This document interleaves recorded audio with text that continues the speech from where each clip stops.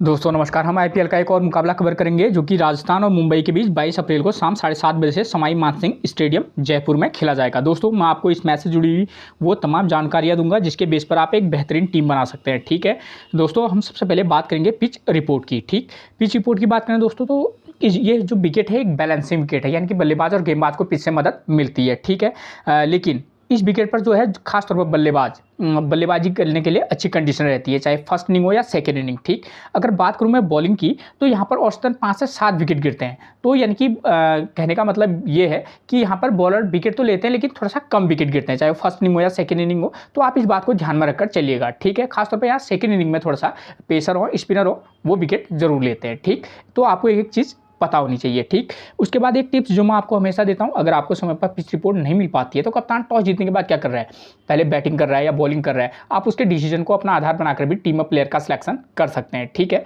अगर वो कप्तान टॉस जीतने के बाद पहले बैटिंग करता है तो आप समझ सकते हैं कि यहाँ फर्स्ट इनिंग में थोड़ा सा बल्लेबाजी के लिए अच्छी कंडीशन रहेंगी और सेकेंड इनिंग में थोड़ा सा बल्लेबाजी के लिए टफ कंडीशन रह सकती हैं। ठीक है, उसके बाद बात करेंगे हम वेन्यू रिकॉर्ड की। वेन्यू रिकॉर्ड की बात करें तो इस ग्राउंड पर अब तक टोटल 56 T20 मुकाबले खेले गए, जहाँ बैटिंग फर्स्ट करने वाली टीम 20 बार तो वहीं बैटिंग सेकंड करने वाली टीम 36 बार यहाँ अपने मुकाबले जीती है। और एवरेज स्कोर कितना रहा है 159 का। तो इसी से आपको क्लियर हो जाता है कि हाँ, अगर इस रिकॉर्ड को अगर आप देखेंगे तो अगर बैटिंग सेकंड करने वाली टीम 36 बार मुकाबला जीत रही है तो कहीं ना कहीं हम ये कह सकते हैं कि जो टीम बैटिंग सेकंड करेगी उसके जीतने के चांसेस काफ़ी हाई रहेंगे। लेकिन अगर रिकॉर्ड को देखना है तो हमको इस बात पर भी ध्यान देना होगा कि 20 बार बैटिंग फर्स्ट करने वाली टीम भी जीती है। तो बशर्ते आप 2-4 टीमें बैटिंग सेकंड के फेवर में बना सकते हैं, लेकिन एक आध टीम आप चाहें तो बैलेंसिंग 6 और 5 का कॉम्बिनेशन बनाकर भी चल सकते हैं बैटिंग फर्स्ट के फेवर में। ठीक है, उसके बाद देखिए दोस्तों, अब दूसरा वेन्यू रिकॉर्ड लेकर आए हूँ जो है आईपीएल 2024 का। ठीक है, इसके ये करंट का रिकॉर्ड है, इससे आपको पूरी पिक्चर आपकी क्लियर हो जाएगी। ठीक, तो देखिए यहाँ 2024 में यहाँ टोटल 4 T20 मुकाबले खेले गए इस साल, जहाँ बैटिंग फर्स्ट करने वाली टीम 2 बार तो वहीं बैटिंग सेकंड करने वाली टीम भी 2 बार यहाँ अपने मुकाबले जीती है। ठीक है, तो इस रिकॉर्ड के बेस पर नज़र आ रहा है कि कोई भी टीम चाहे बैटिंग फर्स्ट करे या बैटिंग सेकंड करे, जो टीम अच्छा खेलेगी वो यहाँ मुकाबला जीत सकती है। ठीक है, एवरेज स्कोर 180 है, तो इसका मतलब क्लियर है कि यहाँ बल्लेबाजी के लिए अच्छी कंडीशन रहती हैं। ठीक है, क्योंकि बैटिंग फर्स्ट बैटिंग सेकंड करने वाली टीम कोई भी जीत सकती है। तो ये इस बात पर भी निर्भर करता है दोस्तों कि दोनों टीमें कौन कौन सी खेल रही हैं, उनके प्लेयर किस फॉर्म में है। ठीक है ना, ओपनर बल्लेबाज अपोजिशन के ओपनर जो बॉलर हैं वो किस फॉर्म में है। ठीक है, तो ये और इस ग्राउंड पर जो मुकाबले खेले गए हैं वो किस प्रकार के होते हैं ताकि हम किस प्रकार की टीम बनाएं। तो ये तमाम चीज़ों को अगर आप ध्यान से देखेंगे, एनालाइज करेंगे तो उसके बेस पर आप एक बेहतरीन टीम बना सकते हैं। क्योंकि अगर आपके पास रिकॉर्ड ही अवेलेबल नहीं होगा तो आप अपने मन से क्या टीम बना पाएंगे। ठीक है, इसलिए रिकॉर्ड का आपके पास थोड़ा सा रिकॉर्ड की थोड़ी सी नॉलेज होना जरूरी है। ठीक है, इन 4 मुकाबलों में देखिए टोटल 37 विकेट गिरे हैं। ठीक है, जहां फर्स्ट इनिंग में गिरे हैं 15 विकेट तो सेकेंड इनिंग में 22 विकेट गिरे हैं। तो कहीं ना कहीं सेकेंड इनिंग में जो है यहाँ पर विकेट कुछ ज़्यादा गिर रहे हैं इन 4 मुकाबलों में। ठीक है, ये इसी साल का रिकॉर्ड है। ठीक है, अब बात करेंगे हम फर्स्ट इनिंग में कितने विकेट गिर रहे हैं और सेकेंड इनिंग में कितने विकेट गिर रहे हैं। देखिए यहाँ फर्स्ट इनिंग में विकेट गिर रहे हैं 9। ठीक है, यहाँ पर फर्स्ट इनिंग में जो पेसर है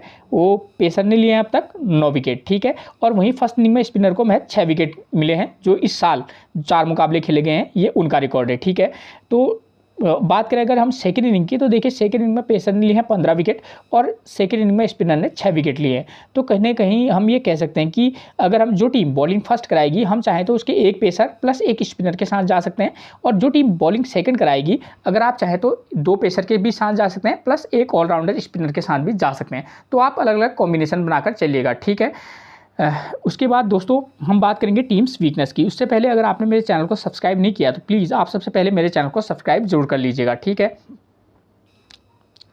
टीम्स वीकनेस की बात करें तो राजस्थान रॉयल के जो बल्लेबाज हैं, ठीक है, उनके प्लेयरों को जो है राइट आर्म मीडियम फास्ट और लेग स्पिन से दिक्कत होती है। और यहाँ पर मिस्टेक हो गया, अगर एमआई के जो बल्लेबाज हैं उनको राइट आर्म मीडियम फास्ट और लेफ्ट आर्म ऑर्थोडॉक्स से दिक्कत होती है। ठीक है, मैंने भी वैसे भी आपको क्लियर कहा है कि यहाँ पर इस विकेट पर थोड़ा सा जो है बल्लेबाजी के लिए यहाँ पर अच्छी कंडीशन रहती है। तो बॉलरों को मैंने आपको बताया भी है कि 5 से 7 विकेट गिरते हैं, तो यहाँ पर जो है बल्लेबाजी के फेवर में विकेट रहती है। तो आप खासतौर पर सेकेंड इनिंग में लेकिन आप पेसर और स्पिनर से थोड़ा सा बल्लेबाजों को दिक्कत हो सकती है। ठीक है, उसके बाद बात करेंगे की प्लेयर इन दिस मैच। इस मैच में ऐसे कौन से प्लेयर हैं जिन पर हमको फोकस करके चलना है। जो टीम बैटिंग फर्स्ट करेगी हम क्या कर सकते हैं, 2 नंबर, 3 नंबर और 5 नंबर के प्लेयर पर फोकस करके चलेंगे उस प्लेयर की फॉर्म के बेस पर। ठीक है, उसके बाद सेकंड इनिंग की बात करें तो सेकंड इनिंग में 1 नंबर, 3 नंबर और 5 नंबर के प्लेयर या 6 नंबर के प्लेयर पर भी आप फोकस करके चल सकते हैं। ठीक है, देखिए दोस्तों, जब हम टीम में प्लेयर का सिलेक्शन करेंगे तो उस वहाँ पर जो है प्लेयर की फॉर्म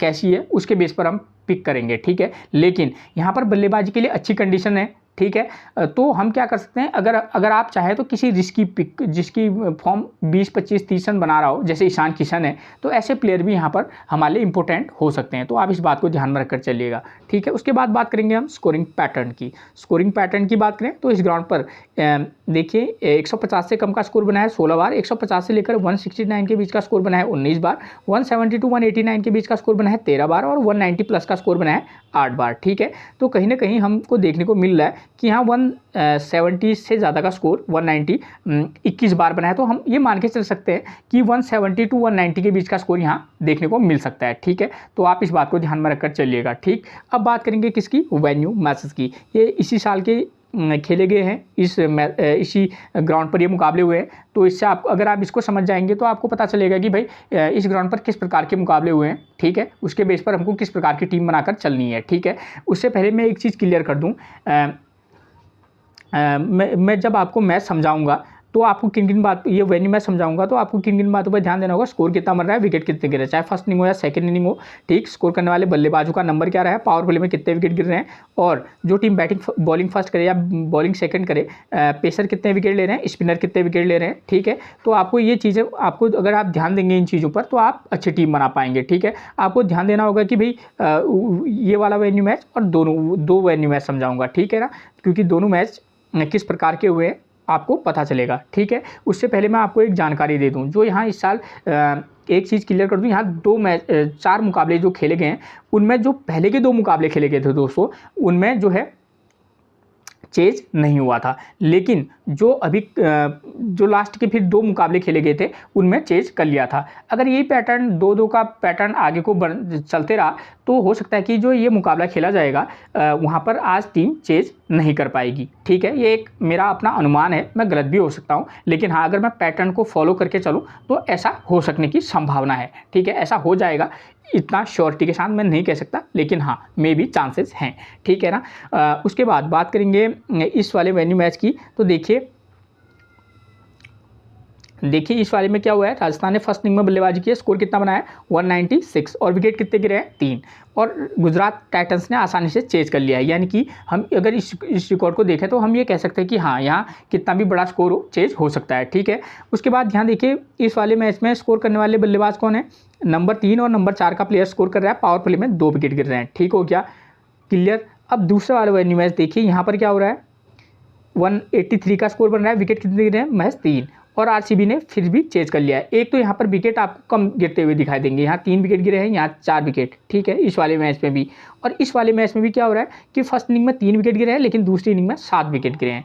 यानी कि कहीं ना कहीं अगर हम औसतन लें तो हम ये मानकर चल सकते हैं कि विकेट यहाँ अगर होगा तो 5 से 7 विकेट या 4 से 7 विकेट गिरने की संभावना है। तो इसलिए मैंने आपको क्लियर करवाया है, तो आप ताकि टीम बनाते वक्त आप इन बातों को भी ध्यान में रखकर चलेंगे। ठीक है ना, तो ये चीज़ क्लियर होगी। और यहाँ पर फर्स्ट इनिंग में स्कोर करने वाले बल्लेबाज है 1 और 2 नंबर का प्लेयर स्कोर कर रहा है, पावर प्ले में 0 विकेट गिर रहे हैं। ठीक हो गया। ठीक, तो जो पहला वाला वेन्यू मैच था वहाँ पर 3 और 4 नंबर के प्लेयर ने स्कोर किया था, यहाँ 1 और 2 नंबर के प्लेयर ने स्कोर किया है। तो कहीं ना कहीं हम ये मान के चल सकते हैं कि जो टीम बैटिंग फर्स्ट करेगी, हम top order 1 number, 3 number, 4 number के प्लेयर को पर हमारा फोकस होना चाहिए। ठीक है, लेकिन हमको ये भी देखना होगा कि सामने अपोजिशन कौन है, क्योंकि MI और राजस्थान के बीच मुकाबला हो रहा है। तो अगर मैं दोनों टीमों की तुलना करके आपको बताऊं तो वहाँ पर वो मैं आपको आगे बताऊंगा, थोड़ा सा मिस हो जाएगा नहीं तो। ठीक है, तो यहाँ पर ये हो गया, क्लियर होगी बात। तो हमको जो टीम बैटिंग फर्स्ट करेगी हम क्या करेंगे, 1 नंबर, 3 नंबर, 4 नंबर या 5 नंबर के प्लेयर पर हमारा खास तौर पर टारगेट होगा। जो टीम अगर उनके बैट्समैन अच्छी फॉर्म में है तो हम दोनों ओपनर बल्लेबाजों को भी पिक करके चल सकते हैं। ठीक है, उसके बाद जो टीम बॉलिंग फर्स्ट की बात करें, जो यहाँ फर्स्ट इनिंग में बॉलिंग की बात करें तो पेसर ने 2 विकेट लिए, स्पिनर को महज 1 विकेट मिला है। ठीक हो गया। अगर हम बात करें सेकेंड वाले वेन्यू मैच की, ठीक है, ये भी इसी साल का मुकाबला है, यहाँ पर भी क्या हो रहा है, पेसर 1 विकेट, स्पिनर 2 विकेट। तो कहीं ना कहीं हम यहाँ ये कह सकते हैं कि फर्स्ट इनिंग में हम 1 पेसर और 1 स्पिनर के साथ भी जा सकते हैं, जो टीम बॉलिंग फर्स्ट करेगी। ठीक है, पेसर 1 विकेट, स्पिनर को 2 विकेट यहाँ मिल रहे हैं। ठीक है, और अब देखिए सेकंड इनिंग में क्या हो रहा है। फर्स्ट वाले वेन्यू मैच की बात करें तो यहाँ पर चेंज हो गया आसानी से। विकेट कितने गिरे हैं? 7। आसानी से नहीं, मतलब थोड़ा टफ रहा, लेकिन सेकंड इनिंग में स्कोर करने वाले बल्लेबाज 1 नंबर 2 नंबर के प्लेयर ने स्कोर किया है और पावर प्ले में 0 विकेट गिरे हैं। ठीक है, ध्यान दिया ना आपने बात। एक टॉप ऑर्डर सेकंड इनिंग में भी स्कोर कर रहा है। और दूसरे वाले वेन्यू मैच में भी देखिए यहाँ पर क्या हो रहा है, चेंज हो चुका है। ठीक है, और स्कोर करने वाले बल्लेबाज 2 और 3 नंबर का प्लेयर स्कोर कर रहा है। ठीक हो गया, यानी कि कहीं ना कहीं सेकेंड इनिंग में भी हम ये कर सकते हैं कि टॉप ऑर्डर के प्लेयर को भी फोकस करके हम चल सकते हैं। लेकिन मैं आपको 2 ऐसी टीम, अभी मैं ऐसी टीम उन मैचों के बारे में भी जानकारी दूंगा जहां पर सेकेंड इनिंग में चेज नहीं कर पाई थी, तो उस समय हम किस प्रकार की टीम बनाएंगे। ठीक है, तो आप ध्यान से देखिएगा। ये तो इस बात पर होगी टीम की यहाँ चेज कर लेगा तो तब उस कंडीशन में हम किस प्रकार की टीम बनाकर चल सकते हैं। और पावर प्ले में 1 विकेट गिर रहा है, यानी कि यहाँ पर पावर प्ले में 1-0, मतलब कोई आप फिक्स नहीं कह सकते कि विकेट डन गिरेगा। हाँ, 1 विकेट गिरने की संभावना रहेगी। ठीक है, वो इस बात पर भी निर्भर करेगा कि अपोजिशन में बॉलर किस फॉर्म में है। ठीक है ना, तो ये चीज़ें भी मायने रखती हैं। ठीक है, सेकंड इनिंग में बॉलिंग जो टीम करा रही है, देखिए पेसर 4 विकेट, स्पिनर को 0 विकेट यहाँ मिला है। ठीक है, और वहीं हम बात करें फर्स्ट इनिंग में, तो फर्स्ट इनिंग में क्या हो रहा है, पेसर को 4 विकेट और स्पिनर को 2 विकेट, यानी कि कहीं ना कहीं यहाँ भी 4 विकेट मिले हैं। ठीक है ना, और यहाँ पर भी पेसर को 4 विकेट मिले हैं और स्पिनर को 2। तो हम ये मान के चल सकते हैं कि सेकंड इनिंग में हम चाहें तो किसी मैच में अगर आप रिस्क लेना चाहेंगे तो 2 पेसर के साथ जा सकते हैं, वरना हम एक पेसर ऑलराउंडर और एक रेगुलर स्पिनर के साथ भी जा सकते हैं, या ऑलराउंडर स्पिनर के साथ। तो हमको इन चीज़ों को फोकस करके चलना पड़ेगा। ठीक है, अब मैंने आपको अभी बताया कि यहाँ 2 मुकाबले ऐसे हुए हैं, ये तो मुकाबले हैं जिनमें चेज हो गया था। 2 ऐसे मुकाबले भी हुए हैं जहाँ पर टीम चेज नहीं कर पाई। तो उस कंडीशन में हम क्या करेंगे, जो टीम सेकंड इनिंग में क्या करेगी, बैटिंग करेगी, आप क्या करना, 2 नंबर 4 नंबर और 6 नंबर या 5 नंबर के प्लेयर पर फोकस करके चलिएगा, क्योंकि उन मैसेज में जो हुआ है पावर प्ले में विकेट गिरे हैं। ठीक है, तो आप थोड़ा सा ध्यान से टीम बनाकर चलना। ठीक है, अब बात आएगी कैप्टनसी और वाइस कैप्टनसी की, तो यहाँ तो बहुत इजी है कि बल्लेबाजों को ही आपको कैप्टनसी और वाइस कैप्टनसी देनी होगी, और चाहे आप फर्स्ट इनिंग के प्लेयर को भी आप वाइस कैप्टनसी दे सकते हैं और सेकंड इनिंग से भी। ठीक है, अलग अलग इनिंग के प्लेयर को भी आप कैप्टन और वाइस कैप्टन बना सकते हैं। ठीक है, अब बात आती है कि भाई हमको इस बेस पर हमको किस प्रकार की टीम बनाकर चलनी होगी। ठीक है, ठीक, अब मैं बात करूंगा यहाँ पर टीम मैं बना रहा हूँ। ठीक है, ये कोई एक डेमो टीम है। ठीक है ना, आप इसमें चेंजेस करके भी आप टीम बना सकते हैं, ऐसी कोई बड़ी बात नहीं है। ठीक है, तो मैं क्या कर रहा हूँ, मैं पहले बताऊंगा कि भाई अब टीम बनाते वक्त तो हमको देखना पड़ेगा कि दोनों टीमें कौन कौन सी खेली है। एक तो MI है, एक राजस्थान है। बात करूँ टीमों के फॉर्म की, तो MI की फॉर्म भी, प्लेयरों की फॉर्म भी अच्छी है और राजस्थान के प्लेयरों की फॉर्म भी अच्छी है, चाहे वो बल्लेबाज हो या गेंदबाज हो। ठीक है, अगर मान लीजिए इस कंडीशन में हमको देखना पड़ेगा, मैंने इस लिहाज से टीम बनाई है कि भाई फर्स्ट इनिंग में अगर MI बैटिंग फर्स्ट करेगी तो तब हम किस प्रकार की टीम बनाएंगे। और मैं आपको दूसरे कंडीशन में ये बताऊंगा कि अगर राजस्थान रॉयल बैटिंग फर्स्ट करेगी तो उस कंडीशन में आपको किस प्रकार की टीम बनाकर चलनी होगी। ठीक है, तो बात करेंगे MI की टीम बैटिंग फर्स्ट करेगी, तो सबसे पहले हमको पता है कि वहाँ से ईशान किशन और रोहित शर्मा दोनों ओपनर आते हैं। ठीक हो गया, तो सबसे पहले हम चेक करेंगे इनकी फॉर्म। तो यहाँ देखिए प्लेइंग 11 से इनकी फॉर्म चेक कर लेते हैं हम। यहाँ पर हमको मिलेंगे कौन, ईशान किशन 8, 23, 69, 42, ये इनका फॉर्म है, मतलब अप डाउन वाला मामला है। ठीक है, प्लेयर ज़बरदस्त हैं। ठीक हो गया, और रोहित शर्मा दूसरे पर मिलेंगे 36, 105, 38, 49, अच्छी फॉर्म में। सूर्य कुमार यादव ये भी अच्छी फॉर्म में। ठीक है, यानी कि तीनों के तीन जो प्लेयर हैं मुंबई के, आप इनको कह सकते हैं कि अच्छे फॉर्म में है। ठीक है, तो क्योंकि मैंने आपको बोला है कि भाई यहाँ पर जो है टीम बल्लेबाजी के लिए अच्छी कंडीशन है, तब किसी कंडीशन में आप क्या कर सकते हैं, ईशान किशन, रोहित शर्मा और सूर्य कुमार यादव को एक टीम में आप इन तीनों प्लेयरों को पिक करके भी चल सकते हैं। बात बैटिंग की होगी। अब मैं बताऊंगा कि भाई राजस्थान के ओपनर बॉलर जो हैं उनकी फॉर्म क्या है, यानी कि जो बॉलर हैं उनकी फॉर्म क्या चल रही है। तो देखिए यहाँ पर आपको मिलेंगे सबसे पहले कुलदीप सेन। ठीक है, 2 विकेट, 1 विकेट, 3 विकेट, 2 विकेट, अच्छी फॉर्म है। आवेश Khan 2 wicket, 2 wicket, 1 wicket, 0 wicket, अच्छी फॉर्म है।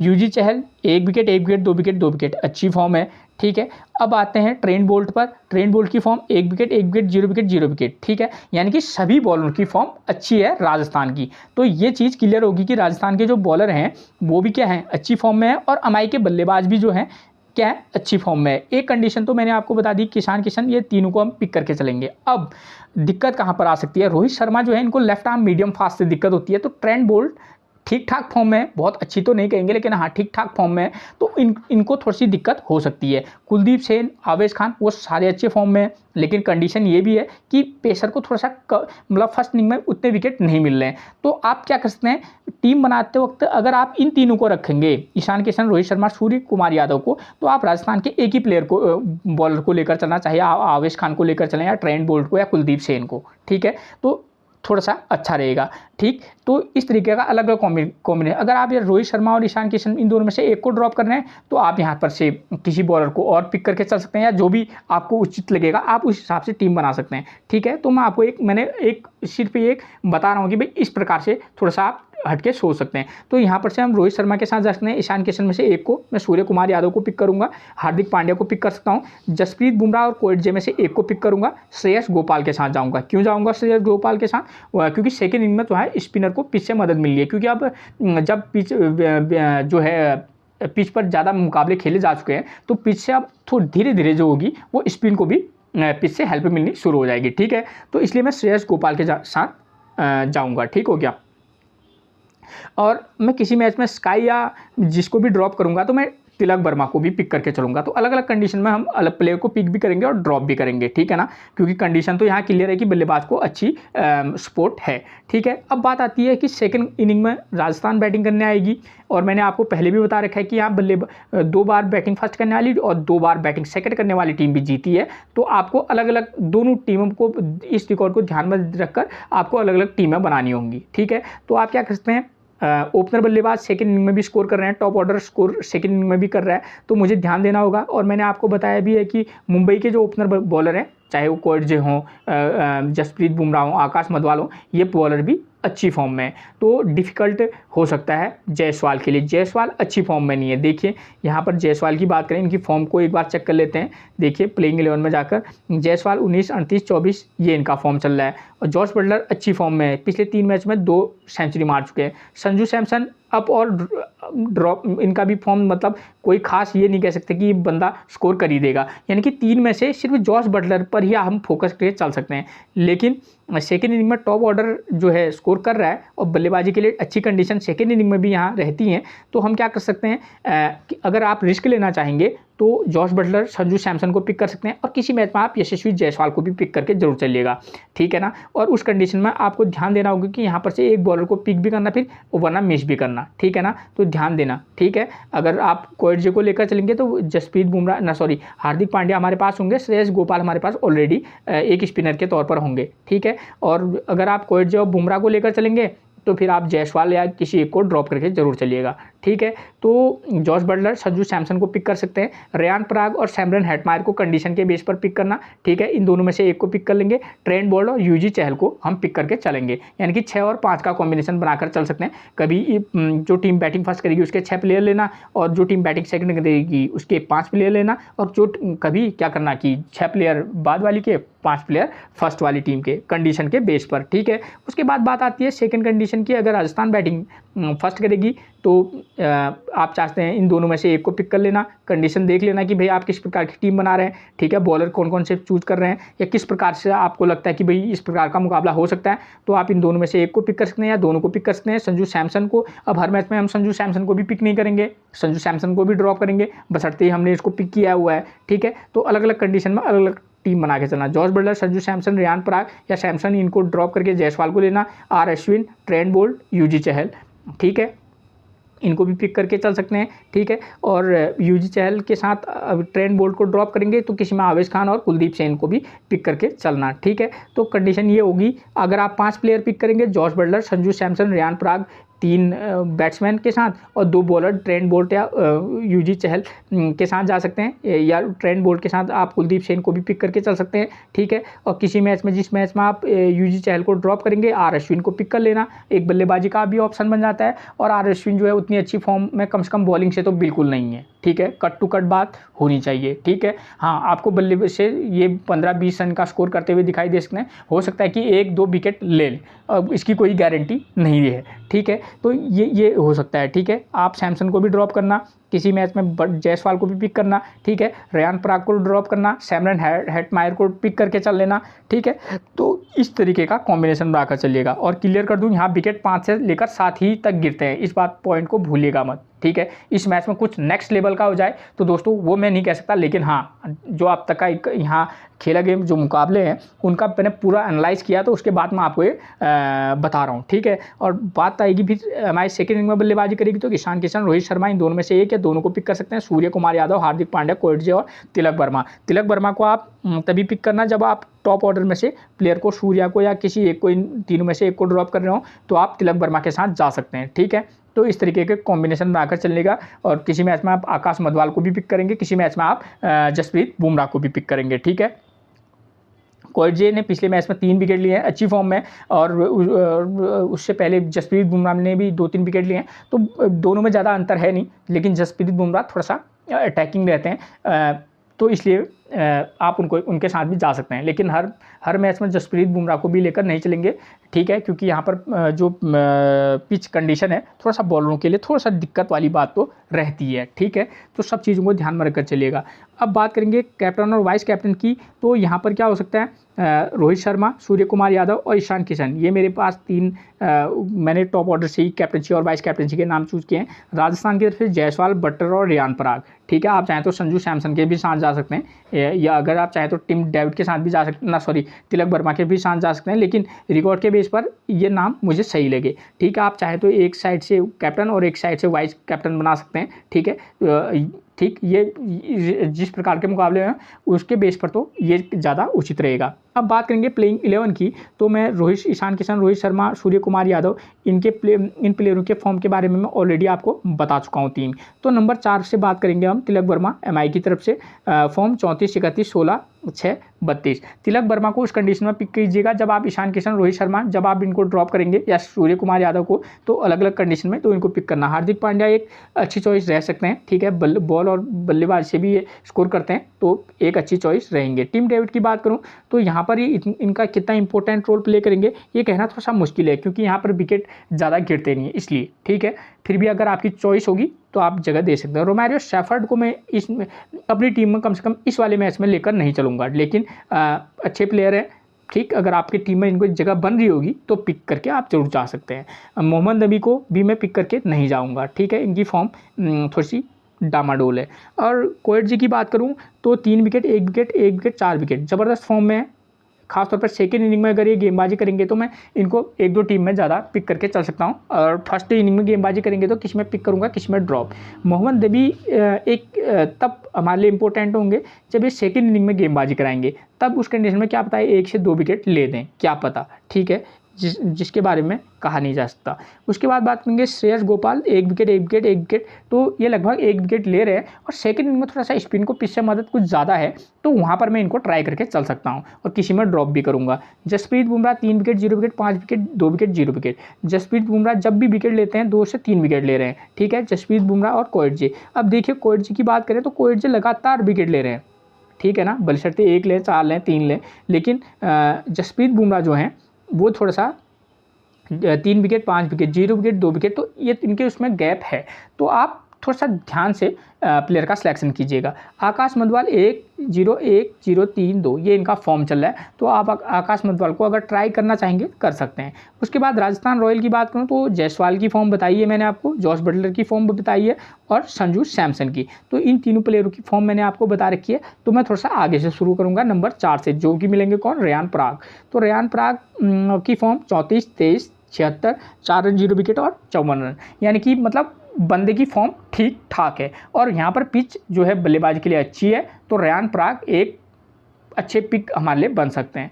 और ध्रुव जुरैल की बात करूँ 2, 6, 20 ये इनका फॉर्म चल रहा है, ठीक है, बल्लेबाजी के लिए अच्छी कंडीशन तो है। अब अगर आपको लगे कि भी ऊपर से विकेट गिरेंगे तो आप जुरैल को पिक करना। और रवि अश्विन की बात करूँ तो रवि अश्विन को तब पिक ये हमारे लिए अच्छे रहेंगे जब ये सेकंड इनिंग में गेंदबाजी कराएंगे, ठीक है। फॉर्म की बात करूँ तो फॉर्म इनका कोई खास नहीं है, गेंदबाजी से तो बिल्कुल नहीं, और बल्लेबाजी से 8 और 16 रन का स्कोर किया है, ठीक है, लेकिन हाँ ये सेकंड इनिंग में गेंदबाजी करेंगे तो इम्पोर्टेंट। सैमरन हेटमायर 0, 27, 11, 14 यही इनका फॉर्म चल रहा है। अब ये नंबर 7 पर बल्लेबाजी करने आएंगे, बल्लेबाजी पिच जो है बल्लेबाजी के लिए अच्छी है, तो वहाँ पर ये कितना इम्पैक्ट डालेंगे थोड़ा सा कहना मुश्किल है। अगर नहीं तो नंबर 7 का प्लेयर कितना इंपॉर्टेंट रहेगा थोड़ा सा टफ रहेगा कहना, ठीक है। रोमन पावेल की बात करूँ 26-11-2, अगर राजस्थान को ऊपर नंबर 4 और नंबर 5 पर इनको खिलाए रोमन पावेल या सैमरन हेटमायर को, तो ये बहुत ही मतलब इम्पैक्ट प्लेयर हो सकते हैं, चाहे रोमन पावेल हो या सैमरन हेटमायर हो। आप इस बात को ध्यान में रखकर चलिएगा, ठीक है। उसके बाद ये टीम पर भी निर्भर करता है और आपके डिसीजन पर भी। अगर आपने डिसीजन लिया कि मैं रोमन पावेल को टीम में जगह देता हूँ, अगर उन्हें नंबर 4 पर रोमन पावेल को खिला दिया तो ये स्कोर ज़बरदस्त करेंगे, ये इस बात की गारंटी है, ठीक है, क्योंकि इनकी फॉर्म ठीक है, ऐसी बात नहीं है। ट्रेंट बोल्ट 1-1-0-0-3-0 ये इनका फॉर्म है। ट्रेंट बोल्ट का फॉर्म उतना ज़्यादा ज़बरदस्त नहीं है, मतलब 1 विकेट 2 विकेट ले सकते हैं, ठीक है। यूजी चहल 1-1-2-2-3-3 ये इनका फॉर्म चल रहा है। तो मैं क्लियर कर दूं, यूजी चहल सेकंड इनिंग में गेंदबाजी कराएंगे तो ज़बरदस्त अपना इम्पैक्ट छोड़ेंगे मैच में, ठीक है। फर्स्ट इनिंग में थोड़ा सा दिक्कत हो सकती है, वरना जिस लेवल के गेंदबाज हैं 1 से 2 विकेट किसी भी इनिंग में ले सकते हैं। उसके बाद बात करेंगे आवेश खान की, तो 2 wicket 2 wicket 1 wicket 1 wicket 0 wicket 1 wicket 1 wicket ये इनका फॉर्म चल रहा है आवेश खान का, जो कि अच्छा फॉर्म है, ठीक है। तो अगर बॉलर अच्छी फॉर्म में है तो हम पिक भी करेंगे, ड्रॉप भी करेंगे, कंडीशन देख लेंगे कि बंदा फर्स्ट इनिंग में गेंदबाजी करा रहा है या सेकेंड इनिंग में। कुलदीप सेन ये 2 wicket 1 wicket 3 wicket 2 wicket 0 wicket 1 wicket, यानी कि अच्छी फॉर्म में कुलदीप सेन भी है। तो जो मुकाबला रहेगा दोनों टीमों के बीच ज़बरदस्त रहेगा, ठीक है। चाहे मुंबई हो राजस्थान हो, कोई भी टीम जीत सकती है, ये नहीं कह सकते कि एमआई जीतेगी या राजस्थान, ठीक है, क्योंकि दोनों के प्लेयर जो हैं वो शानदार फॉर्म में है, ठीक है। तो इन चीज़ों को ध्यान में रखकर आप टीम बनाइएगा, ठीक है। फिर मिलेंगे हम आपसे एक और प्रेडिक्शन के साथ, तब तक के लिए आप सभी को मेरा प्रणाम दोस्तों।